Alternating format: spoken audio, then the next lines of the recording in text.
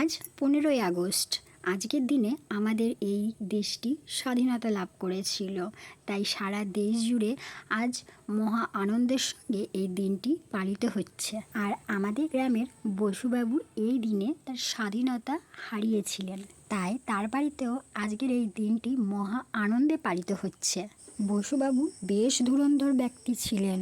তিনি ধরাকে সরা জ্ঞান করতেন, আর যদি কখনো কারো কাছ থেকে ধার নিতেন তাহলে তো হয়েই গেল, তার ধারে কাছেও আর কখনোই যেতেন না। এক কথায় বসুবাবু ছিলেন ধরা ছোঁয়ার বাইরে একদম।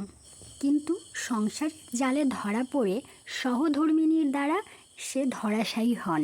এমএ ও প্রেমে ফেল করা বসুবাবু সান্ত্বনা পুরস্কার হিসাবে সান্ত্বনাকে পত্নী রূপে পান। বসুবাবু তার বউয়ের স্বভাব প্রথমে বুঝতে না পারলেও পরে ঠিকই আন্দাজ করতে পেরেছিল যে তার বউ মোটেও শান্ত স্বভাবের নয়। সেটা বুঝেছিল, তাও সে আন্দামানে হানিমুনে গিয়ে তার বউয়ের আবদারগুলো সে মনে না নিলেও মেনে আর মানিয়ে নেওয়াই তার অভ্যাস হয়ে গেছিল। এই আবদার ধীরে ধীরে কখন যেন আদেশে পরিণত হয়।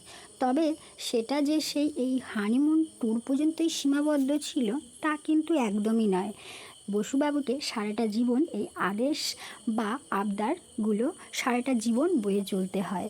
যেমন আজকের দিনটা পালিত হচ্ছে ঠিক তেমন। ওই বসুবাবুর আজকে হলো বিবাহ বার্ষিকী। যদিও বসুবাবু এই দিনটিকে বিবাহ বার্ষিকী রূপে নয়, সে শহীদ দিবস হিসাবেই মানে। তাই তার বাড়িতে আজ বিশাল অনুষ্ঠান, তারই সব তোড়জোড় হিসাবে কাজ চলছে।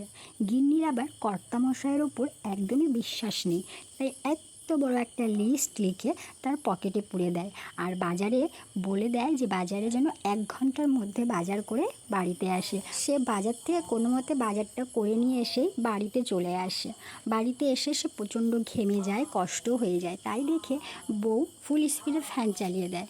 তারপর সে যখন নর্মাল হয় তখন বউ আর একটা লিস্ট তাকে দিয়ে দেয়, কিছু ফুল আর তার সাজার কিছু জিনিস লিখতে ভুলে গেছিল সেগুলো। সব দোকান থেকে সব জিনিসগুলো নিয়ে সে খুব তাড়াতাড়ি করে বাড়িতে চলে আসে। বাড়িতে এসে সে হাঁপিয়ে যায়, আর তাই দেখে বউ ফুল স্পিডে ফ্যান চালিয়ে দেয়।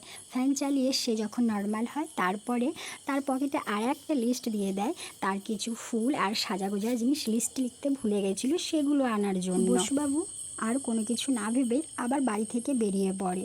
তারপর গ্রামের স্কুলে যাওয়ার পথে তখনও পতাকা উড়ছিল। পতাকার দিকে তাকিয়ে সে একটা দীর্ঘ নিঃশ্বাস ফেলে আর দেশমাতার উদ্দেশ্যে বলে, তুমি তো তাও 200 বছর পর স্বাধীনতা পেয়েছিলে, কিন্তু আমার তো সারা জীবনই চলবে এমন। আজকের আমার এই ছোট্ট গল্পটি তোমাদের কেমন লাগলো অবশ্যই জানিও। ভালো লাগলে একটা লাইক, কমেন্ট, শেয়ার করে দিও।